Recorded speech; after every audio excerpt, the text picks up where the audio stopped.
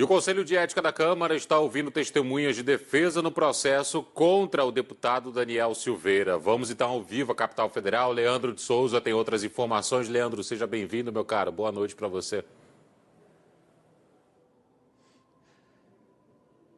Obrigado, Pablo. Boa noite para você, boa noite, Felipe, boa noite para todos que estão conosco. Exatamente, começaram hoje as oitivas para ouvir as testemunhas de defesa do deputado Daniel Silveira, que é do PL do Rio de Janeiro. Ele que é acusado de atentar contra a democracia e de ofender juízes do Supremo Tribunal Federal. Quem está aqui ao meu lado é o deputado Fernando Rodolfo, que é do PL de Pernambuco e que é o relator desse processo que tramita lá no Conselho de Ética. Boa noite, deputado.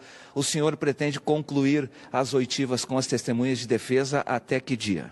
Boa noite a todos que nos acompanham. A nossa expectativa é concluir a ouvida dessas testemunhas até a próxima semana. Hoje nós ouvimos 2, ainda restam mais 6 testemunhas a serem ouvidas. Então, devemos concluir essa fase de oitiva na próxima semana e aí sim já apresentar o relatório. Para ganhar tempo, a relatoria abriu mão de arrolar testemunhas. Deputado, o parlamentar ele foi acusado pelo ministro Alexandre de Moraes, que decretou inclusive a prisão em flagrante, exatamente porque o vídeo permaneceu no ar durante muito tempo, que na opinião, na decisão do ministro Supremo, caracterizou o flagrante. Agora a questão toda é, a quebra de decoro parlamentar, ela se dá exatamente pela postagem do vídeo, pela ofensa a ministro do Supremo Tribunal Federal e pela defesa da restituição do ato institucional número 5, uma referência, na verdade, à cassação dos direitos das pessoas que aconteceu lá durante a ditadura militar? Exatamente isso, né? O processo no Conselho de Ética, ele se dá em cima daquilo que consta na representação da mesa diretora. E a representação da mesa trata exclusivamente do conteúdo daquele vídeo. Se o que estava naquele vídeo representa quebra de decoro ou não.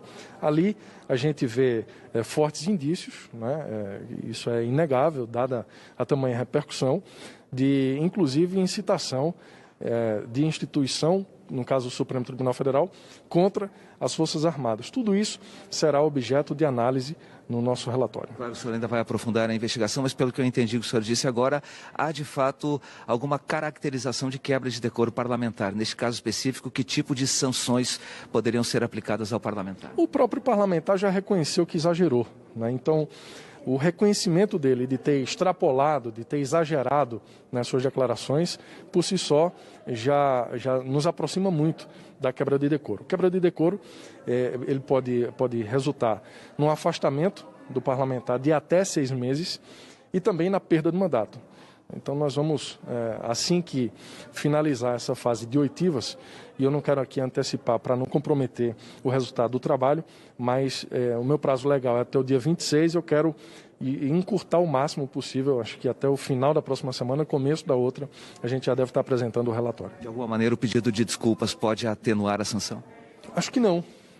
O pedido de desculpas, ele deve ao eleitor, né, ao eleitor dele.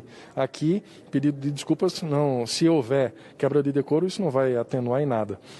Muito pelo contrário, nós vamos seguir à risca o que diz o regimento. E o regimento é claro, o parlamentar ele tem o dever de zelar pela imagem da Câmara. E esse episódio provocou uma grande imagem negativa, né? Ele arranhou a imagem da Câmara e deverá ser julgado por isso. Se assim, obviamente, o Conselho entender. De alguma maneira, a melhor relação com o Supremo Tribunal Federal acaba pesando na análise dos parlamentares? Houve um recrudescimento desta relação, quer dizer, críticas ao Supremo, e o próprio presidente aqui da Câmara dos Deputados, o Arthur Lira, ao tomar a decisão de colocar em votação a manutenção ou não da prisão do parlamentar, ele estende a mão ao Supremo Tribunal Federal, ele faz um movimento de redução aí dessa tensão. O senhor entende que isso vai acabar influenciando a análise dos parlamentares na Comissão de Ética da Câmara?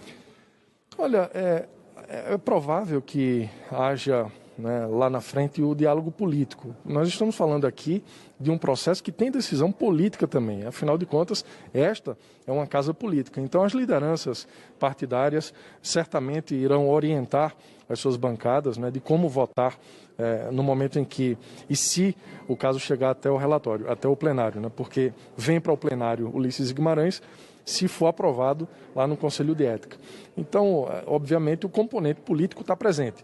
Agora, é bom deixar bem claro que o meu relatório será técnico, né, sem paixões políticas nem de um lado nem do outro. Tanto é que essa talvez tenha sido uma das principais características que me levou a ser relator, né, a ponderação, o equilíbrio diante desse processo, que não é confortável. Julgar um colega não é confortável, mas nós temos que, acima de tudo, defender o regimento. A gente sabe que cortar na própria carne aqui na Câmara dos Deputados, caçar o mandato de um parlamentar, é sempre muito complicado aqui na Câmara dos Deputados ou mesmo no Senado Federal, sempre muito difícil.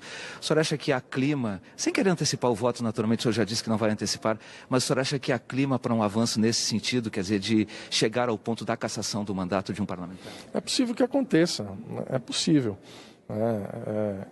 Essa é uma decisão que é política, os partidos é que vão decidir lá na frente se nós teremos voto ou não para seguir o relatório, que eu ainda não sei como é que vai ser.